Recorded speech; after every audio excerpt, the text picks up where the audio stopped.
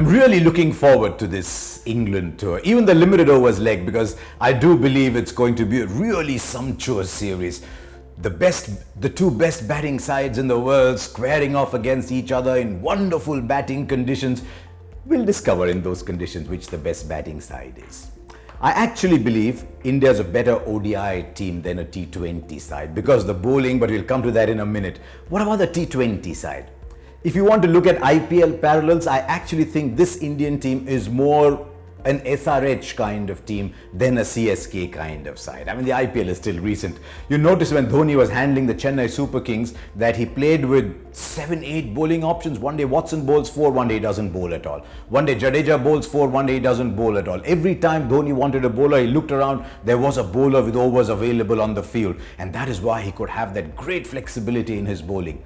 How do the Sunrisers play? They played 5 bowlers. The only difference between that kind of composition and India's is that the Sunrisers' 5th bowler batted in the top 6. India's 5th bowler will probably bat at number 7, that's Hardik Pandya. But there isn't another bowler for Virat Kohli to look at. And that is why I think he must play Raina. He must get those 1 or 2 overs out of Raina, who ironically hardly bowled for the Chennai Super Kings in the IPL. But such is the composition of this Indian side that without Raina, none of the top 6 bowl. Now, ideally, you want Hardik Pandya to bat at 6 because I think he's ready to bat at 6 in T20. I think he's ready to bat at 6 in one-day cricket as well. But the moment Pandya bats at 6, and now who bats at 7? The only person with pretensions to batting in that bowling lineup is Bhuvneshwar Kumar. Are you comfortable with Bhuvneshwar Kumar batting at 7? And that is why I see India playing 6 batsmen, one of whom is Raina, and then bat Hardik Pandya and play 4 other bowlers. But India's bowling is well stocked, and I think in the limited overs leg, India have something that teams visiting England and getting hammered don't,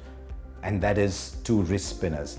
England don't play wrist spin very well. In fact, in that series against Australia, it was the spinners that made a difference. And so I think it's going to be the 2 wrist spinners that'll make a difference. And that's why I think India actually have a bit of a plus. We talk a lot about England's batting.